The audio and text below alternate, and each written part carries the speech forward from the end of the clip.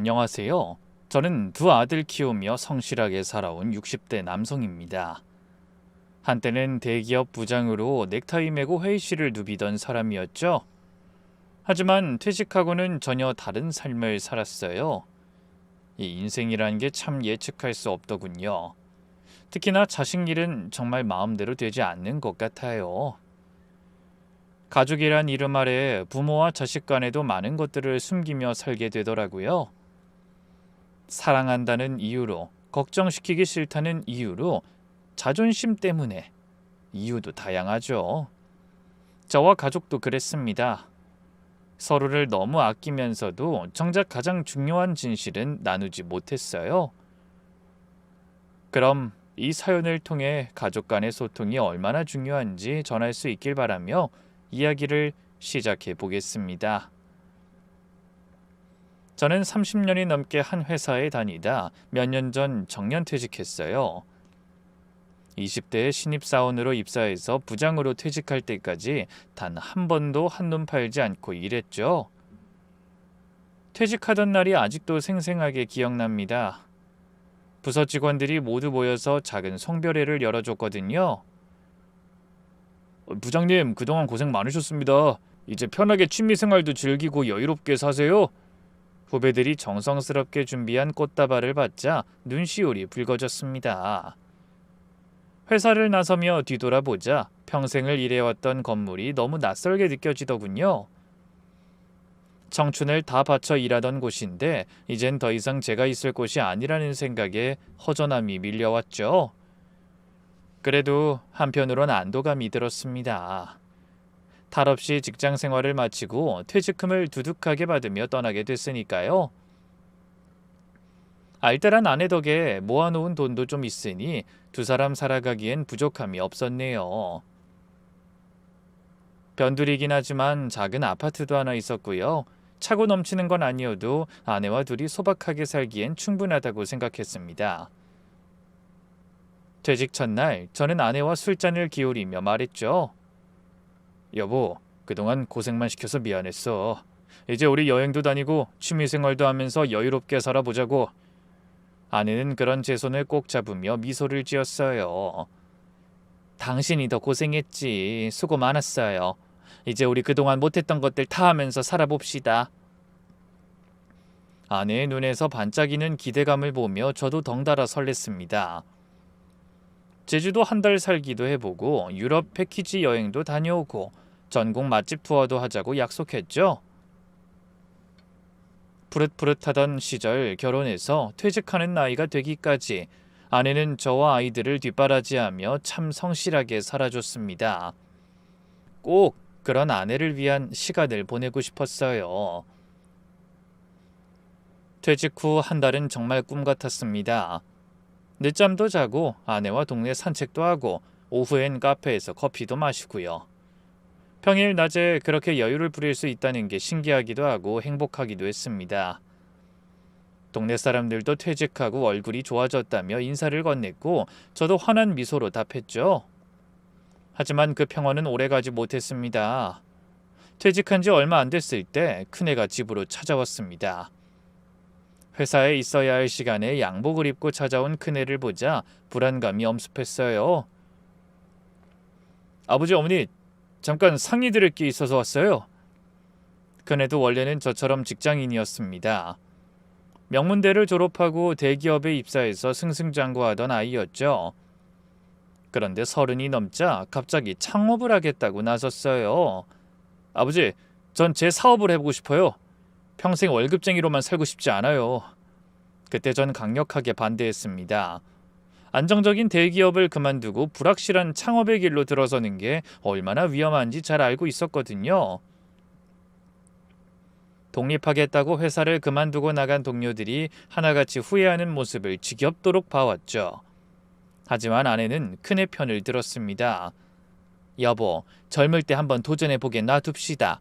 실패해도 다시 시작할 수 있는 나이잖아요.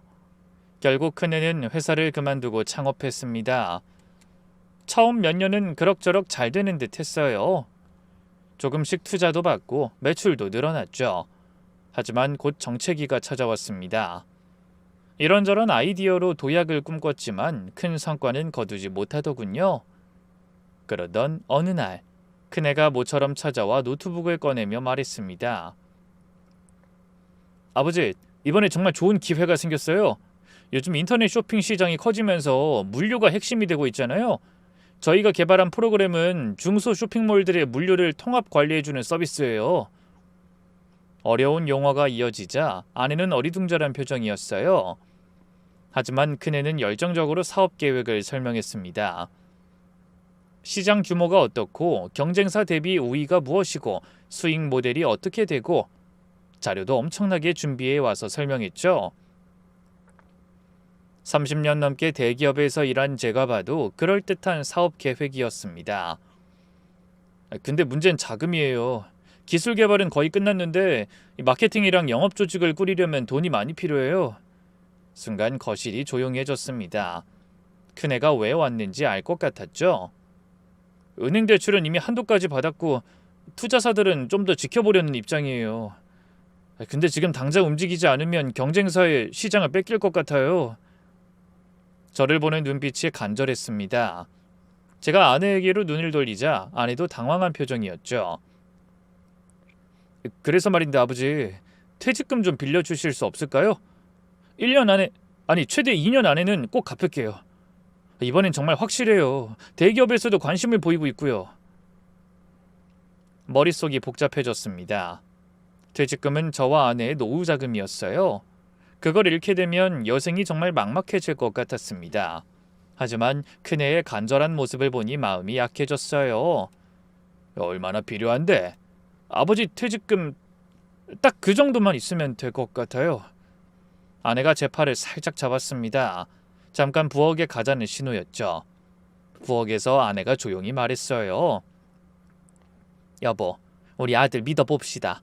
그동안 고생하면서 사업해왔는데 이번이 기회일 수도 있잖아요. 난 도통 무슨 소린지는 하나도 모르겠지만 당신 표정 보니 괜찮은 계획인 거지? 하지만 그건 우리 노후 자금인데. 큰애가 성공하면 다 갚겠지. 자식 하나 성공시키는 것도 노후 준비 아니겠어요? 아내의 말에도 일리가 있었습니다. 무엇보다 큰애가 지난 몇 년간 얼마나 열심히 살았는지 제가 누구보다 잘 알고 있었어요. 새벽까지 일하고 주말도 없이 뛰어다니는 모습을 봐왔으니까요. 결국 저는 어렵게 결심을 굳혔습니다. 알았다. 대신 이번에도 안 되면 사업은 깨끗이 포기하고 재취업해라. 네, 아버지. 정말 감사합니다. 실망하시지 않도록 열심히 할게요. 아들은 눈시울까지 붉히며 고개를 숙였습니다. 그렇게 평생을 바쳐 일한 대가로 받은 퇴직금을 큰애 사업에 투자했네요. 헌데 며칠 후 아들이 또 찾아왔습니다. 아버지, 죄송한데 조금만 더 도와주실 수 없을까요? 그 핵심 개발자 2명을 데려올 수 있는 기회가 생겼는데 그 계약금 때문에. 결국 저는 예금 들어둔 돈까지 알뜰하게 털어 모두 큰애 사업에 넣게 됐습니다. 그러고 나니 통장에 남은 돈은 1,000만 원가량이 전부였죠. 그래도 아들이 성공만 하면 다 돌려받을 거라 믿었습니다. 처음 몇 개월은 희망적이었어요. 아들이 가끔 전화로 소식을 전할 때 목소리에 기운이 넘쳤죠. 잘 되고 있어요, 아버지. 조금만 기다려주세요. 라고 안부를 전했고 잠깐 만나 저녁을 먹을 때도 여기저기서 아들을 찾는 전화가 빗발쳤습니다. 같이 일해보고 싶다는 사람들로 정신이 없어 보였죠. 그대로만 가면 대박이 분명해 보였습니다. 그런데 그로부터 1년 정도가 지난 어느 날 새벽 예상치 못한 소식을 듣게 됐어요. 큰애가 떨리는 목소리로 전화를 한 겁니다. 아버지, 죄송해요. 정말 죄송해요. 무슨 일이야? 천천히 말해봐. 사업이 완전히 망했어요. 공동 창업자가 공금을 빼돌려서 잠적했어요. 기술도 가져가고 거래처도 다 빼갔어요. 뭐라고? 저는 말문이 막혔습니다. 아내가 옆에서 전화 소리를 듣고는 그 자리에 주저앉았죠. 넌 일이 그렇게 될 때까지 뭘 하고 있었던 거야? 저는 사업을 키우고 거래처 관리하느라 내부적인 일은 다 동업자가 맡고 있었거든요. 죄송합니다. 정말 죄송해요. 그럼 우리가 투자한 돈은 날아갔어요. 아버지 투자금이랑 제 오피스텔까지 팔아 다 넣었는데 오히려 빚만 떠안게 생겼어요. 그네는 흐느끼기 시작했습니다. 저도 아내도 그런 아들에게 더는 아무 말을 할 수가 없었어요. 아버지, 사실 저 채권자들한테 쫓기고 있어요. 당분간 연락 못 드릴 것 같아요. 정말 죄송해요. 아니, 연락을 못 한다니. 그래도 부모한테 소식은 전해야지. 죄송해요, 아버지. 건강하세요. 그러더니 전화가 일방적으로 끊어졌어요. 다급하게 다시 걸어봤지만 전원이 꺼져 있었죠. 그 후로 큰애는 완전히 잠적해버렸습니다. 전화도 안 되고 오피스텔에 가보니 다른 사람이 살고 있었어요. 아무리 수소문해도 큰애의 행방을 아는 사람이 없었습니다. 저와 아내도 하루아침에 빈털터리가 됐어요. 통장에 남은 1,000만 원으로 남은 삶을 버텨야 했습니다. 국민연금이 나올 때까지만이라도 버텨야 하는데 당장 다음 달 관리비도 걱정이었어요. 여보, 나 일자리 좀 알아볼게. 결국 일주일 만에 제가 입을 열었습니다. 일이요? 아니, 이제 겨우 퇴직해서 좀 편하게 지내나 했더니 아직 국민연금 나오려면 더 버텨야 하고 그거 나온다고 해도 둘이 살긴 턱없이 부족할 거야. 이대로 가만히 있을 순 없잖아. 걱정하지 마. 그래도 내가 대기업 다닌 경력이 몇 년인데 어디 일할 곳 하나 없겠어. 아내가 걱정할까봐 큰 소리쳤지만 막상 일자리를 구하긴 쉽지 않았습니다. 안 그래도 아내는 자신의 권유로 제가 아들에게 투자해 퇴직금을 날렸다며 자책하고 있었어요. 그런 아내 앞에서 저까지 죽는 소리 할 순 없었죠. 하지만 대기업 부장 출신이라는 스펙은 재취업 시장에서 아무 쓸모가 없었습니다. 경비 자리도 많지가 않았고 그나마 50대 희망자도 많아서 경쟁이 치열했어요. 그러던 중 우연히 택시회사 구인 광고를 봤습니다. 60대 환영, 운전면허만 있으면 오케이. 택시 운전, 한 번도 생각해 본 적 없는 일이었죠. 하지만 그때의 저에게 다른 선택지는 없었어요. 적성검사를 받고 택시 운전 자격시험을 봐서 단번에 합격했네요. 회사에서 일주일간 교육을 받고 드디어 택시 운전사가 됐습니다. 첫 출근 날 새벽 조용히 집을 나섰습니다. 아내는 아직 자고 있었죠. 어디 가요? 현관문을 열렸는데 자는 줄 알았던 아내가 밖으로 나와 물었어요. 나 취업했어. 오늘 첫 출근이야. 뭐예요? 아니, 그런 걸 왜 이제야 말해요? 무슨 일인데? 그냥 중소기업 고문이야. 근데 왜 이렇게 일찍 나가요? 운동할 겸 좀 걸어서 버스 타려고. 더 자. 아니, 미리 말했으면 밥이라도 차리는 건데. 괜찮아. 회사에 구내식당 있어서 거기서 아침도 준다고 하더라고. 물론 거짓말이었습니다. 중소기업 고문이라는 것도 구내식당이 있다는 것도요. 하지만 택시 운전한다는 말은 차마 할 수 없었습니다. 평생 대기업에서 일하던 제가 아들의 사업 실패로 다 늙어 낯선 일을 시작한다면 아내가 더 미안해할 것 같았어요. 처음 며칠은 정말 힘들었습니다.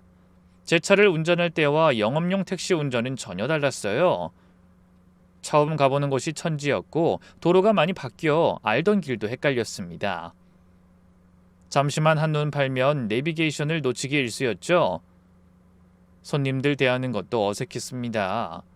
무엇보다 힘든 건 자존심을 내려놓는 일이었어요.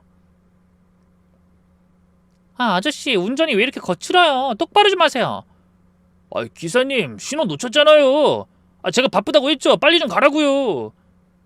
아저씨, 제 말 못 들었어요? 에어컨 좀 더 세게 틀라고요.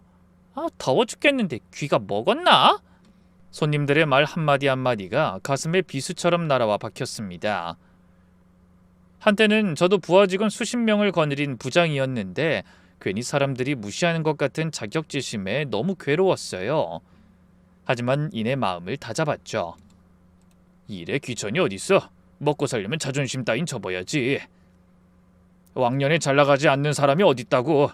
옛날 생각은 버리자. 그렇게 주문을 걸듯 스스로를 다스리려 하자 시간이 지나면서 조금씩 적응이 됐습니다. 새벽에 출근해서 한밤중이 되어서야 퇴근했지만 먹고 사는데 지장이 없다고 생각하자 마음이 편했어요. 하지만 아내는 걱정이 많았죠. 요즘 너무 늦게 들어오는 거 아니에요? 일이 그렇게 바빠요? 중소기업들이라 인원이 적어서 할 일이 많아. 야근도 자주 하고. 걱정하지 마, 몸은 괜찮아. 거짓말을 하면서도 마음이 편치 않았습니다. 하지만 진실을 말할 준비가 안 돼 있었죠. 그렇게 택시 운전에 적응해 가고 있던 어느 날, 강남에서 손님을 태우고 가던 중이었습니다. 신호등에서 대기하고 있는데 뒤에서 쿵 하는 소리와 함께 충격이 느껴졌어요. 운전자가 핸드폰을 보다가 브레이크를 늦게 밟은 것이었죠. 죄송합니다. 괜찮으세요? 상대 운전자가 당황해서 물었습니다. 목과 허리에 통증이 있었지만 큰일은 아닌 것 같았어요. 네, 일단 지금은 괜찮은 것 같은데 보험 처리합시다. 그런데 사고 후 허리에 통증이 느껴져 병원에 가서 검사를 받으니 디스크가 악화됐다고 하더군요. 원래도 좋은 상태는 아니었는데 사고 충격으로 더 나빠진 거라고요. 최소 2주는 절대 안정이 필요합니다. 특히 장시간 운전은 절대 하지 마세요. 의사의 말에도 불구하고 저는 다음 날부터 다시 운전대를 잡았습니다. 하루 쉬면 하루 벌이가 없어지는데 어떻게 쉬겠어요? 회사에서도 좋아할 리 없고요. 결국 파스 붙이고 진통제 먹으며 버텼죠. 허리가 아파서 제대로 앉아있기 힘들 때도 많았어요. 신호대기 중에는 잠깐씩 차에서 내려 허리를 펴기도 했죠. 밤에 집에 들어가면 아내 몰래 파스를 붙였어요. 아내가 냄새를 맡고 부르면 바쁘게 둘러댔죠. 사무실에서 계속 앉아서 컴퓨터만 보니까 좀 뻐근하더라고. 그러다 하루는 유독 허리 통증이 심해 잠을 설쳤습니다. 새벽에 일어나 씻으려고 했지만 침대에서 일어나는 것조차 고통스러웠죠. 겨우 몸을 일으켜 화장실로 가며 생각했어요. 오늘은 정말 심상치가 않네. 이따 병원 가서 주사라도 한 대 맞아야지. 하지만 출근까지 하고도 그날은 도저히 정상적으로 일을 할 수가 없더라고요. 그래서 결국 엉거주춤 선 채 관리자에게 말했어요. 저 죄송합니다. 오늘 몸이 안 좋아서 좀 쉬어야 할 것 같습니다. 김 기사님 또 허리 아프신 거죠? 요즘 자주 그러시네. 네, 죄송합니다. 오늘 병원 가서 치료받고 내일은 이상 없이 일하겠습니다. 눈치를 보며 병가를 내고 병원에 가서 진료를 받았습니다. 의사가 제법 심각한 표정으로 한숨을 쉬며 말했죠. 이 정도면 당장 입원해서 치료받으셔야 합니다. 저기 당장 입원은 못하고 그냥 주사만 맞고 갈 수 없을까요? 이 상태로 계속 무리하시면 정말 큰일 납니다. 의사의 경고에도 저는 입원을 거부했습니다. 입원하면 아내에게 숨겨온 모든 걸 설명해야 하니까요. 결국 주사와 물리치료만 받고 진통제를 처방받아 병원 문을 나섰습니다. 꼭 안정을 취하셔야 합니다. 특히 운전하시는 거 절대 안 됩니다. 일은 쉬셔야 해요. 의사의 당부를 뒤로하고 집으로 향했어요. 가는 길에 혹시나 아내가 놀랄까 싶어서 먼저 전화를 걸었습니다. 여보, 나 지금 집에 가고 있어. 네? 아니 왜? 무슨 일 있는 거예요? 별일은 아니고 그냥 몸살 기운이 좀 있어서. 아니 그런 기색 없더니. 그래서 지금 어딘데요? 나 거의 다 왔어. 이제 5분이면 도착할 거야. 여보, 잠깐만 오지 말아봐. 조금만 기다려요. 아내의 목소리가 평소와 달랐습니다. 당황한 듯한 목소리였죠. 뭐? 아니 왜? 나 지금 아파서 집에 가는 거야. 무슨 일인데 그래? 아니 다른 건 아니고 집이 너무 지저분해서 청소 좀 하고. 나 있을 때 하면 어때? 난 방에서 자고 있을 테니 마음대로 해. 안 돼. 너무 엉망이라서 그러니까 10분만, 딱 10분만 기다려요. 하지만 전 허리가 너무 아파서 도저히 1분도 서 있기가 힘들었어요. 그래서 청소고 뭐고 무슨 상관이 있나 싶어 그냥 집으로 갔습니다. 그런데 제가 집 안으로 들어가려던 찰나 안에서 누군가 먼저 문을 열고 나오더라고요. 신혼부부인 것 같았습니다. 그 부부가 나간 뒤 집 안으로 들어서다 다시 한번 놀랐어요. 거실에 낯선 사람들이 서너 명 더 있었거든요. 그중 한 명은 낯이 익은 부동산 사장이었습니다. 수년 전 아내와 저에게 그 집을 소개해준 남자기도 했죠.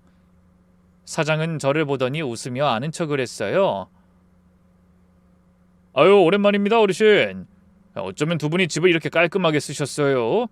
이사 오신 게 10년이 넘었는데 그때보다 더 깨끗하네요. 그 말에도 저는 영문을 몰라 고개를 끄덕이기만 하고 별다른 말을 하지 못했어요.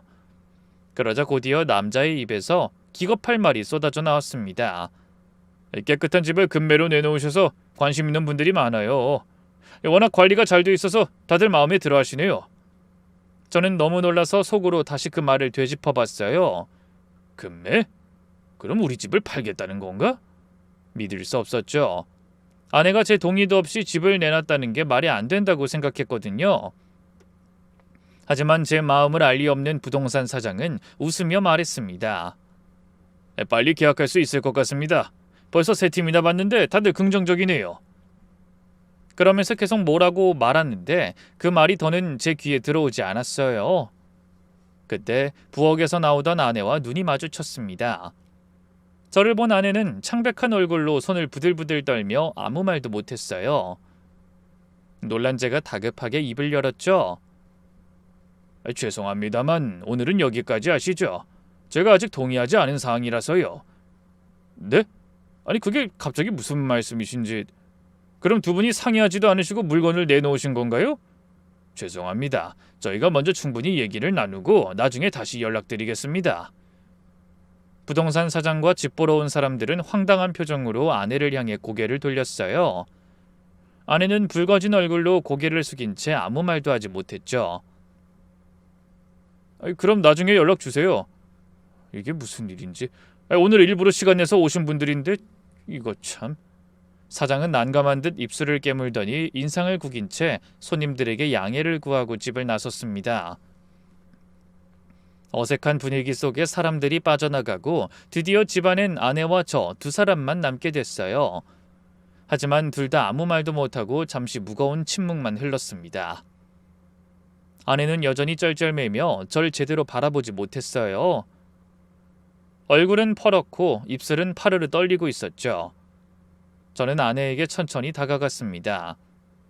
끊어질 듯 아픈 허리 통증이 밀려왔지만 너무 경황이 없어 가만히 있을 수가 없었네요. 설명 좀 해줄래? 저는 아무렇지 않게 묻는다고 생각했는데 목소리가 심하게 떨리더군요. 이 분노인지 배신감인지 아니면 슬픔인지 모를 감정이 뒤섞여 제 마음대로 제어가 되지 않는 기분이었어요. 하지만 아내는 대답 대신 갑자기 바닥에 주저앉아 흐느끼기 시작했습니다. 여보 미안해. 진짜 미안해요. 아내의 울음소리가 집안에 울려 퍼졌습니다. 저는 말없이 그 옆에 앉았어요. 허리 통증은 여전했지만 그 순간만큼은 허리보다 마음이 더 아픈 것 같았네요. 왜 이런 일을 나한테 말도 없이 결정한 거야? 집을 파는 게 얼마나 큰일인지 몰라? 알아요. 알지만 어쩔 수 없었어요. 아내가 눈물을 닦는데 손이 계속 떨리고 있었습니다. 큰애가 둘째한테 연락한 모양이에요. 뭐? 큰애가? 언제? 저는 놀라서 아내를 쳐다봤습니다. 큰애는 사업 실패 후 완전히 잠적한 상태였는데 둘째에게 연락을 했다니 갑자기 심장이 요동쳤어요. 보름 전쯤에. 근데 왜 말을 안 했어? 어디서 어떻게 지내고 있는 거야? 연락처는? 그럼 둘째는 큰애랑 연락이 되는 거야? 청훈이가 연락처를 아는 건 아니고 큰애가 그냥 일방적으로 연락하는 모양이에요. 근데 큰애가 지금 사채업자들한테 쫓기고 있다네요. 아내는 울먹이며 이야기를 이어갔습니다. 재기해보려고 뭘 또 시작했다가 사채까지 써서 빚이 엄청난가 봐요. 처음에 빌린 돈은 그 정도는 아니었는데 이자가 불어나서 감당이 안 된다고. 이 무서운 인간들이 아주 애를 들들 볶는 모양이에요. 돈 갚으라고. 머릿속이 복잡해졌습니다. 큰애가 빚에 쫓기고 있다니. 하지만 아무리 그렇다고 하나 남은 집마저 팔 수는 없는 일이었습니다. 아이 그래도 집을 팔 수는 없지. 이 집이 우리가 가진 전부인데.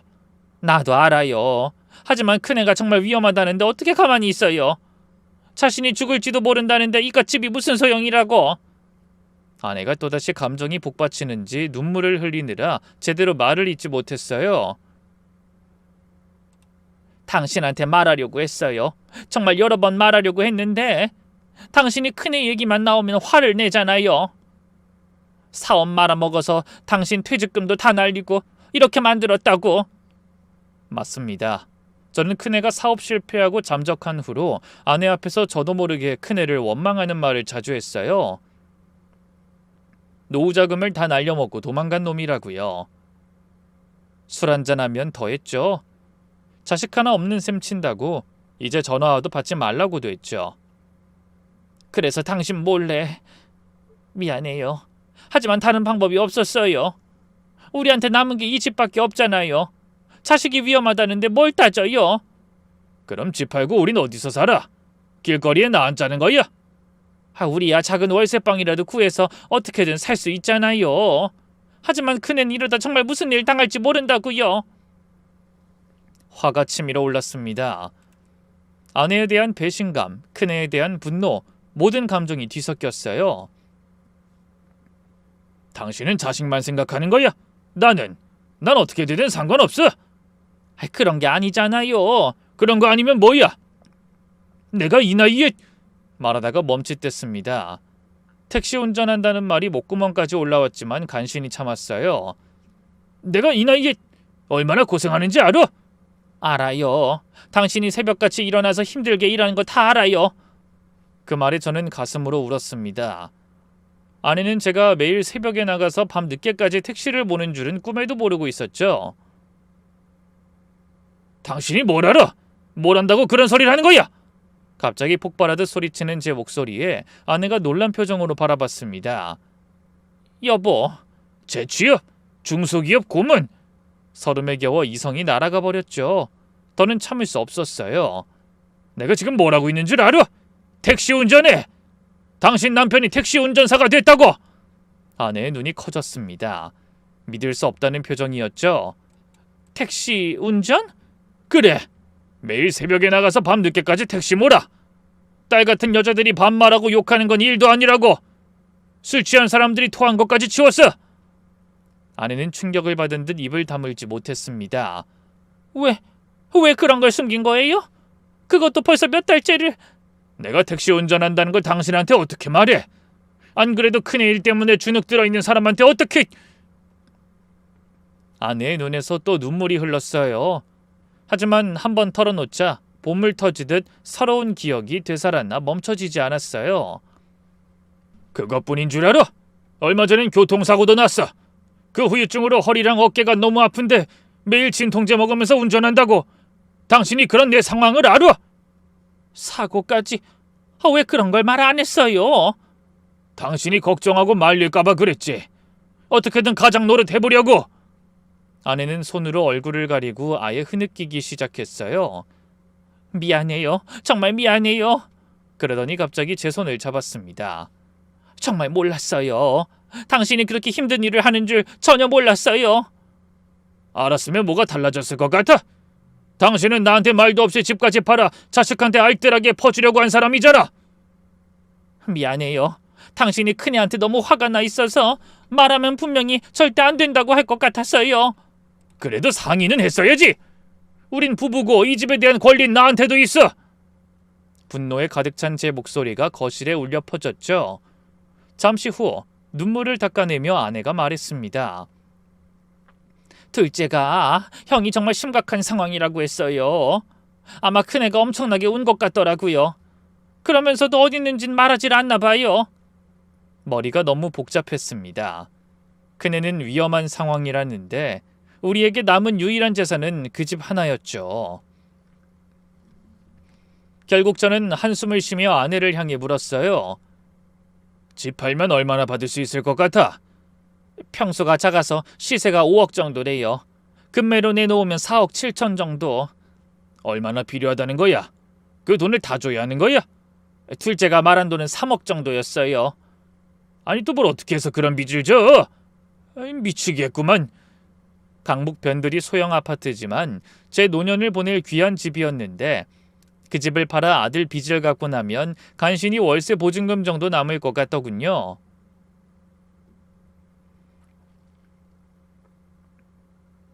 미안해요. 다 내 잘못이에요. 내가 큰애를 도와주자고 하지만 않았어도. 아내의 사과에 금방 후회가 밀려왔습니다. 아니야, 당신을 원망하려고 한 게 아닌데 어쨌든 같이 결정한 일이잖아. 미안해. 자꾸 당신 핑계나 대고. 아내와 저는 한동안 서로 얼굴도 제대로 보지 못하고 한숨만 쉬었습니다. 그때 숨막히는 정적을 깨고 전화벨이 울렸어요. 아내의 휴대폰이었죠. 둘째네요. 아내가 전화를 받으며 말했습니다. 그래, 엄마야. 뭐? 정말? 형이 그렇게 말했어? 아내가 깜짝 놀라며 단박에 얼굴이 굳어졌어요. 알았어, 엄마가 다시 연락할게. 전화를 끊은 아내가 절 바라봤습니다. 큰애가 이달 말까지 돈을 못 구하면 정말 위험하다고 또 연락했나 봐요. 사채업자들이 무서운 말까지 하나 봐요. 무서운 말이라니? 하지만 아내는 차마 그 말까진 입에 담지 못하겠는지 입술을 깨물며 벌떡 일어나 집안을 서성였습니다. 결국 저는 한숨을 쉬고 그토록 망설이던 말을 꺼냈네요. 그래, 이 집 팔자. 오늘 온 사람 중에 가장 먼저 돈 줄 수 있는 사람한테 팔겠다고 해. 아내는 눈을 동그랗게 뜨고 물었어요. 여보, 정말 괜찮겠어요? 괜찮을 리가 있어. 하지만 어쩔 수 없잖아. 자식이 위험하다는데. 내가 청춘을 다 바쳐 일한 이유가 뭔데? 노후 준비도 준비지만 자식 잘 키우려고 그런 거잖아. 지금 애한테 무슨 일 생기면 그게 다 무슨 소용이야. 그렇게 저와 아내는 집을 팔기로 했습니다. 한참을 고민했지만 다른 방법이 없었죠. 다음 날 아침 부동산이 연락해 급하게 계약하기로 하고 이사갈 집을 알아보기 시작했어요. 시간이 많지 않아 마음이 조급해졌죠. 저는 일을 해야 하니 아내가 발품을 팔아 부지런히 가격에 맞는 집을 알아봤어요. 그러고는 일주일 뒤에 저를 경기도 인근으로 데려가 20년이 넘은 구축 소형 아파트를 보여줬습니다. 여보, 여기가 서울이랑 좀 떨어지고 연식이 오래돼서 그렇지 우리가 가진 돈으로도 월세 아니고 전세를 얻을 수 있다고 하더라고요. 아내는 가능한 나가는 돈을 줄여보려고 이런저런 생각을 한 것 같더군요. 저는 어쩔 수 없이 튀어나오는 한숨을 감추며 고개를 끄덕였습니다. 그래, 여기로 하자. 둘이 살기엔 충분하네. 경기도에서 서울까지 새벽에 출근할 생각을 하니 까마득하더라고요. 그래도 별다른 수가 없고 아내의 고생을 무시할 수 없어 간 김에 계약까지 하고 나왔습니다. 열심히 살았으면 형편이 나아져야 하는데 저는 서울에서 경기도로 24평 아파트에서 18평으로 인생이 곤두박질 친 것 같아 참 허무하더군요. 하지만 더는 후회하지 않기로 했습니다. 그런 노력으로 큰애를 살릴 수만 있다면 그것보다 더 중요한 건 없었으니까요. 이사할 때 평수를 줄여가야 하니 아껴온 살림을 대부분 버려야 했습니다. 그래서 미리 아내가 좋아하던 화장대도 제가 아끼던 책장도 모두 중고로 팔아버렸죠. 미안해요. 당신이 아끼던 것들인데.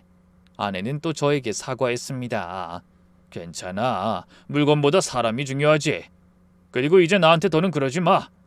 큰애가 어디 당신 자식이기만 해. 나도 속이 시끄러워서 괜한 당신한테 화를 냈지만 이제 다 결정하고 나니 오히려 마음이 편해. 그렇게 최소한의 집만 가지고 이사했습니다. 좁고 불편했지만 그래도 둘이 함께라 또 금방 적응할 수 있을 거라고 생각했네요. 집을 판 돈에서 전세금을 빼고 남은 돈을 둘째에게 건넸습니다. 큰애 계좌로 직접 송금한다고 하자 둘째가 다급하게 말렸거든요. 안 돼요. 형 지금 은행 거래 다 정지됐을 거예요. 괜히 송금하면 돈은 찾지도 못하고 묶여버릴 수도 있어요. 아, 그렇구나. 그럼 어떻게 하지? 그냥 다 현금으로 준비해 주세요. 뭐? 아니 그 많은 걸 현금으로? 네, 사채업자들이 현금을 선호하나 봐요. 그래서 은행에서 나머지 돈을 다 현금으로 찾아 이사한 집에서 기다리자 둘째 아들이 찾아왔어요. 저는 돈을 건네며 말했습니다. 이 돈 형한테 잘 전해주고 아비 말도 좀 전해다오. 빚 다 갚고 새 출발하거든 집으로 꼭 찾아오라고. 둘째 아들은 무거운 표정으로 돈을 받아들며 대답했어요. 네, 형이 정말 고마워할 거예요. 꼭 갚겠다고 했으니까 걱정하지 마세요. 됐다. 갚을 생각 말고 제 앞가림이나 제대로 하라고 해. 다신 이런 일 없었으면 좋겠다고.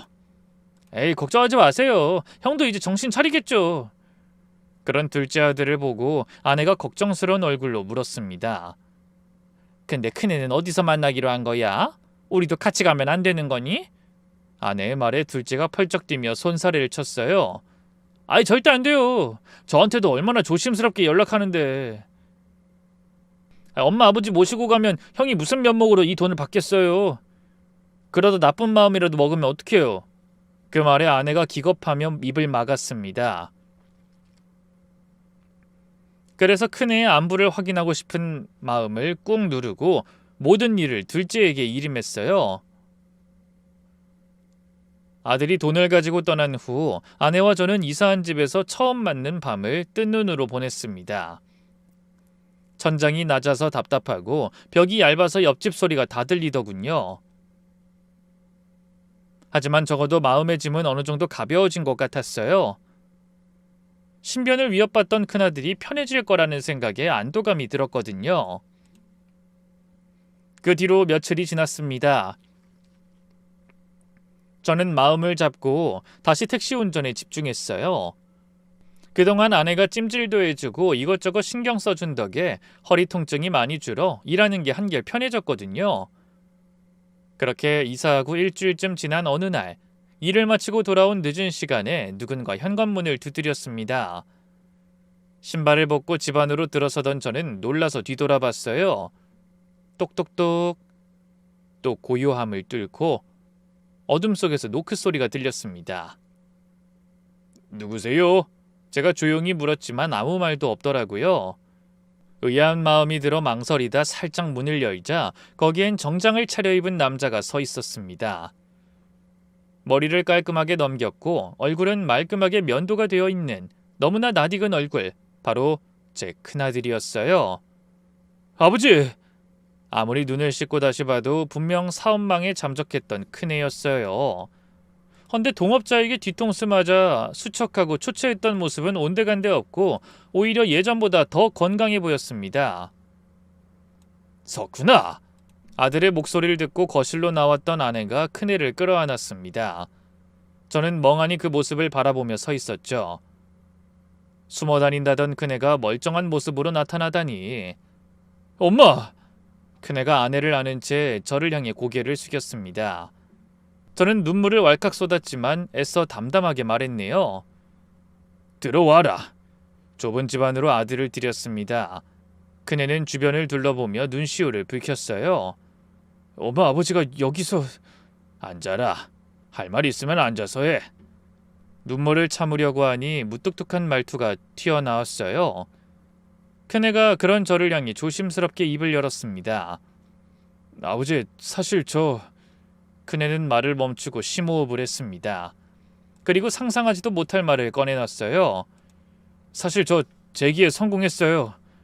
지금 사업이 그 어느 때보다 잘 되고 있어요. 얼마 전엔 해외에서도 협업 제안을 받아서 지금 정신없어요. 뭐라고? 저와 아내는 동시에 놀랐습니다. 하지만 저는 어안이 벙벙해서 아무 말도 못하고 대신 아내가 믿을 수 없다는 표정으로 아들에게 물었어요. 무슨 소리야? 너 망해서 숨어 다니는 거 아니었어? 죄송해요, 엄마. 놀라셨죠? 제가 다 설명해 드릴게요. 큰애는 천천히 이야기를 시작했습니다.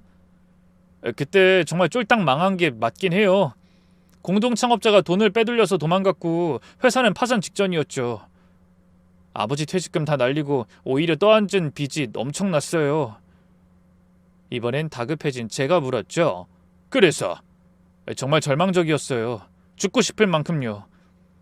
그래도 포기가 안 되더라고요. 아버지 퇴직금까지 털어 넣었는데 그대로 끝낼 순 없었어요. 큰애의 눈에 눈물이 맺혔습니다. 그때 기적 같은 일이 일어났어요. 예전에 제 사업 계획서를 봤던 캐피탈 투자자가 연락을 한 거예요. 절 믿고 투자하고 싶다고요. 투자를? 네. 그래서 10억을 투자받았어요. 그 돈으로 빚을 갚고 새로운 팀도 꾸렸고요. 그리고 밤낮 없이 일했죠. 정말 숨쉬는 시간 빼고는 회사를 위해서만 살았어요.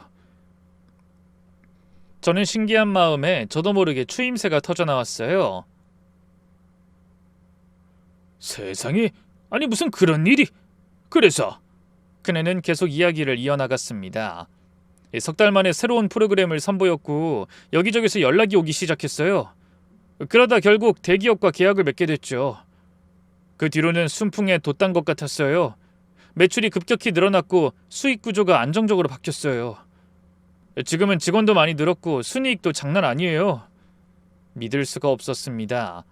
다 망하고 도망 다닌다던 큰아들이 엄청난 성공을 거둔 겁니다. 너무 놀랐는지 입을 다물지 못하던 아내가 말까지 더듬으며 물었어요.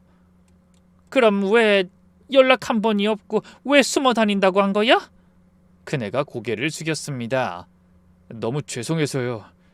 장난 믿고 전 재산이나 다름없는 돈을 투자해 주셨는데 전 두 분한테 너무 큰 실망을 드렸잖아요. 그래서 저 스스로 성공했다고 확신하기 전까진 나타나지 않으려고 했어요. 완전히 성공해서 아버지한테 빌린 돈 다 갚을 수 있을 때 찾아뵙겠다고 다짐했죠. 아내는 연신 눈물을 닦아내며 물었어요. 그래서 일부러 연락을 끊은 거야? 아무리 그래도 부모가 어떤 마음일지 생각은 해봤니? 죄송해요.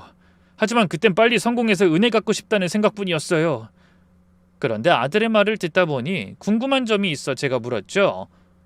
근데 왜 사채업자들한테 쫓기는 거냐? 아직 수익보다 부채가 많은 거야? 하지만 아들은 제 말을 이해하지 못하겠다는 듯 고개를 갸웃거리며 말했어요. 네? 쫓기다뇨? 그런 일 없어요. 빚은 이미 한참 전에 투자받고 다 해결했거든요. 저는 놀라서 목소리가 높아졌습니다. 뭐? 아니 그럼 이게 어떻게 된 일이야? 둘째가 이 정훈이가 그렇게 말했는데. 큰애의 표정이 갑자기 어두워졌네요. 정훈이요? 정훈이가 어떻게 제 상황을 알아요? 네가 정훈이한테만 연락했다며? 그래서 얼마 전에도 직접 만나지 않았니? 제 물음에 큰아들은 영문을 모르겠다는 듯 오히려 되물었어요. 제가 정훈이를 만났다고요? 그런 적 없어요. 만나긴커녕 정훈이한테 따로 연락한 적도 없는데. 생각지도 못한 말이라 너무 많이 놀랐습니다. 큰아들의 말대로라면 둘째가 한 모든 행동이 전부 새빨간 거짓이었다는 말이 되는 거니까요. 저는 애써 침착함을 유지하려 노력하며 말했어요. 정훈이가 형이 위험하다고, 사채업자한테 쫓긴다고 분명히 그렇게 말했는데. 아버지, 저 맹세코 정훈이한테 연락한 적 없어요. 그럴 거면 당연히 엄마 아버지를 먼저 찾아왔겠죠. 머릿속이 하얘졌습니다.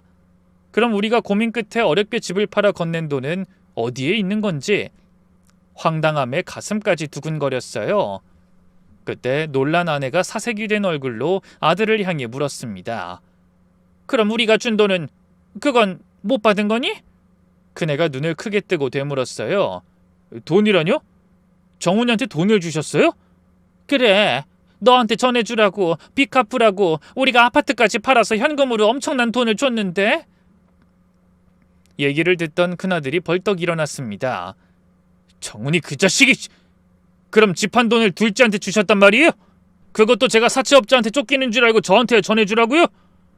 저는 말이 나오지 않아 얼른 고개를 끄덕였어요.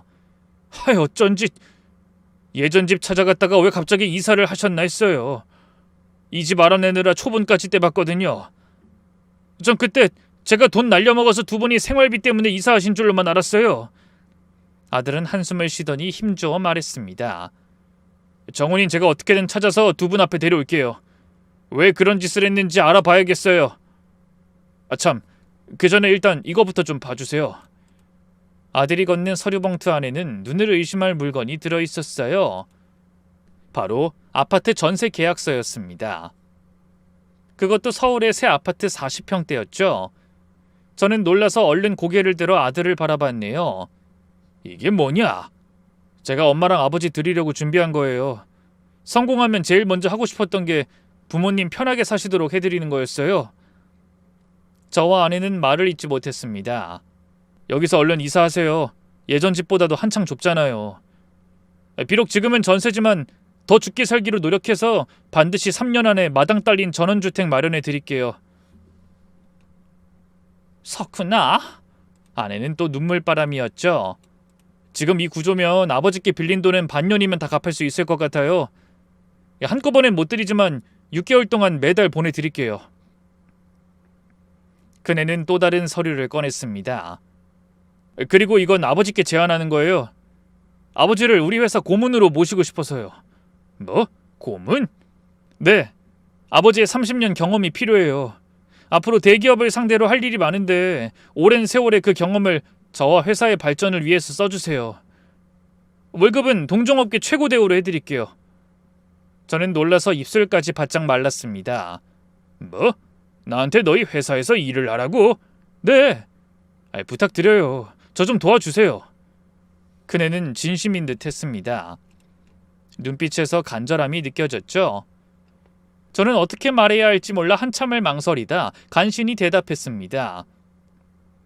그래, 내가 할 수 있는 한 최선을 다해서 도와주마. 저는 아들과 아버지가 아닌 대표와 고문으로서 아들에게 손을 내밀어 악수를 청했습니다. 아들도 웃으며 제 손을 잡았죠. 아내는 감격에 겨운 표정으로 그런 저희 부자를 바라봤네요. 이제 모든 것이 다 제자리를 찾을 일만 남았다고 생각한 그 순간 잠깐 잊었던 둘째 아들의 얼굴이 떠올랐어요. 저는 다시 어두운 얼굴로 돌아가 입을 열었습니다. 근데 정훈인 이 녀석은 어떻게 하면 좋겠니? 대체 왜 그런 짓을 벌인 건지, 그 돈을 들고 지금 어디로 간 건지, 어쩐지 너한테 송금하겠다고 했더니 펄쩍 뛰면서 다 현금으로 준비하라고 한 이유가 있었던 거야. 걱정하지 마세요, 아버지. 제가 알아볼게요. 뭐? 네가? 어떻게? 저한테도 정훈이 친구들 연락처 있어요. 한 동네에서 형 동생이 했으니까요. 그것도 안 되면 사람이라도 써서 찾아볼게요. 제가 연락드릴 테니까 두 분은 아무 걱정하지 마시고 이사 준비 먼저 하세요. 그리고 회사에 아버지 방은 벌써 만들어 뒀으니까 이사하고 집 정리되면 바로 출근 부탁드립니다. 그러더니 예의를 갖춰 인사하고 돌아갔어요. 아내와 저는 큰아들의 듬직한 뒷모습을 바라보며 손을 맞잡았죠. 방에 들어와 잠자리에 누워서도 너무나 극적인 반전이 실감이 나지 않아 한동안 말없이 눈물만 흘렸습니다. 불과 몇 시간 전까지만 해도 좁은 집에서 남은 인생을 살아야 한다고 생각했는데 생각지도 못한 새로운 희망이 생긴 겁니다. 여보, 이게 꿈은 아니겠죠? 아내가 물었습니다. 저도 같은 생각이었어요. 나도 꿈만 같네. 그럼 그렇지. 우리 장남이 누군데? 그렇게 포기할 애가 아니지. 어머나, 망해서 퇴직금 말아먹었다고 욕하던 게 누구더라? 이 석훈이한테 그 말은 평생 비밀이야. 다음 날 택시회사에 그만둔다고 말하고 이사업체를 알아보는 와중에 큰아들한테서 전화가 왔습니다. 아버지, 둘째 찾았어요. 아니 어떻게? 그 녀석 지금 어디 있는 거냐? 친구들한테 다 연락해봤더니 이 자식이 얼마 전부터 도박에 빠졌다는 거예요. 지금 정선 카지노에 있다고 해서 제가 직접 잡으러 가는 길이에요. 뭐라고? 도박? 그제야 모든 상황이 이해됐어요. 도박에 빠져 돈이 필요한 둘째가 형 핑계를 대고 부모를 속인 겁니다. 이 녀석이 감히 집 한 돈으로 도박을? 제가 괘씸함에 이를 악물자 큰아들이 말했습니다. 제가 잘 설득해서 데려오고 가능한 돈도 찾아올게요. 혹시 이미 다 썼으면 어쩌지? 아니길 빌어야죠. 일단 다녀와서 연락드릴게요. 그리고 피마르는 몇 시간이 흘렀습니다. 아내가 밥을 차렸지만 모래알 같아 한 입도 제대로 먹지 못했어요. 정작 밥을 차린 아내도 마찬가지였죠. 그러다 저녁 때가 다 되었어야 큰아들이 전화를 했더군요. 아버지, 둘째 만났어요. 지금 제 옆에 있어요. 뭐? 정말 카지노에 있었던 거냐? 네. 이 녀석이 아버지께 직접 사과드리고 싶다니까 잠깐만 통화해보세요. 그러더니 둘째를 바꿔주는 것 같더군요. 곧 두려움과 후회가 뒤섞여 떨리는 목소리로 둘째가 말했어요. 아버지, 죄송해요. 정말 죄송해요. 너 왜 그런 짓을 벌인 거야? 팔아먹을 사람이 없어서 사업 망하고 고생하는 형을 팔아? 잘못했어요. 처음엔 재미로 시작했는데 어느 순간 빚이 억대가 넘어가니까 미치겠더라고요. 사채업자들한테 쫓기는 건 형이 아니라 바로 저였어요. 가슴이 아팠습니다. 어릴 때부터 성실한 형과 달리 개구쟁이긴 했지만 마음만은 정말 착한 아이였는데 어쩌다 그렇게까지 막다른 길에 몰리게 됐는지 답답하더군요. 죄송해요, 아버지. 어렵게 집까지 팔아서 주신 돈 사채업자들한테 빚잔치하고 딱 3천 남았어요. 근데 그 돈으로라도 원금 회복해보려고 다시 여기 왔다가 싹 날리고 이제 500만 원 남았어요. 뭐야? 저는 불끈 성질이 솟아올랐지만 이내 마음을 다잡고 말했습니다. 그래도 목숨은 건졌으니 다행이다. 아버지. 형 말 잘 듣고 빨리 올라오너라. 큰아들이 다시 전화를 건네받았어요. 아버지, 둘째 내일부터 도박 중독 치료 센터에 입원시킬 거예요. 6개월 프로그램이 있다고 하더라고요. 그리고 제대로 치료되면 제가 옆에 두고 일 좀 가르치려고요. 아버지도 도와주실 거죠? 당연하지. 네가 고생이 많구나. 아니에요. 제가 사업한답시고 집안을 어수선하게 만들어서 그런 것 같아요. 저도 마음이 무거워요. 이제부터라도 둘째 제대로 챙길게요. 다음 날 이사업체가 와서 짐을 전부 실어냈습니다. 한 달에 2번이나 이사하게 되는 날이 올 줄은 몰랐다며 아내와 둘이 웃었네요. 이번엔 짐이 워낙 적어서 금방 끝나더라고요. 이사한 집에 들어서 현관을 열자 아내가 감탄사를 내뱉었습니다. 이 40평대라 그런지 정말 넓고 깨끗했어요. 남향이라 햇살도 가득 들어오고 단지 조경과 편의시설도 참 잘 돼 있더군요. 그중에 골프 연습장을 보고 아내와 함께 취미 생활을 즐기면 좋겠다고 생각했죠. 그로부터 1년 뒤 저는 여전히 큰아들네 회사에서 열심히 일하고 있습니다. 반년 전쯤 고질병인 허리를 수술해 한참 고생했지만 지금은 무척 좋아졌네요. 그리고 문제의 둘째 정훈이도 6개월간의 치료를 마치자 완전히 새 사람이 된 것처럼 보였어요. 도박을 끊고 큰애 회사에서 말단 직원으로 일하기 시작했거든요. 큰애는 약속대로 매달 빌린 돈을 갚았습니다. 그래서 제 퇴직금이 들어있던 통장이 다시 두둑해지고 있답니다. 이렇게 빨리 갚을 필요 없어. 회사 운영하는 데 쓰고 천천히 갚아도 돼. 언젠가 제가 아들한테 한 말입니다. 아들은 그때 저에게 이런 말을 하더군요. 아니에요. 빨리 갚고 마음의 빚을 덜고 싶어요. 참 대견하고 기특했죠. 그 뒤로 우리 가족의 삶도 완전히 달라졌습니다. 매주 일요일이면 무슨 일이 있어도 온 가족이 모여 저녁을 먹었어요. 특히 올해부터는 큰애가 데려온 예비 며느리까지 집안이 더욱 북적이죠. 그럴 때 저는 가족들에게 이런 말을 합니다. 우리 가족 참 어렵게 돌아 이 자리에 왔지만 다들 참고 버텨줘서 고맙다. 앞으로는 무슨 일이 있어도 서로 비밀 만들지 말고 기대고 응원하면서 살자꾸나. 가족들이 고개를 끄덕였습니다. 창밖으로 노을이 지고 있었죠. 붉은 햇살이 식탁을 비추자 따뜻한 온기가 집안에 가득 채웠습니다. 가족의 웃음소리가 창문을 넘어 멀리 퍼져나갔어요. 부디 앞으로 다시는 우리 가족에게 전과 같은 시련이 오지 않길 바라는 마음이 간절합니다. 하지만 만약 또 다른 시련이 닥친다 해도 우린 이제 서로에 대한 믿음으로 어떤 어려움이라도 이겨낼 준비가 되어 있습니다. 시련을 통해 가족으로서 더욱 단단하게 새로 태어난 겁니다. 인생이란 참 알 수 없죠. 그러니 여러분도 가장 힘들 때 가장 큰 선물을 받게 되고 가장 어두울 때 새벽이 가까이 있다는 것을 부디 잊지 마시길 바랍니다. 그럼 오늘도 사랑이 충만한 하루 보내시길 바라며 저는 이만 인사드리겠습니다. 감사합니다.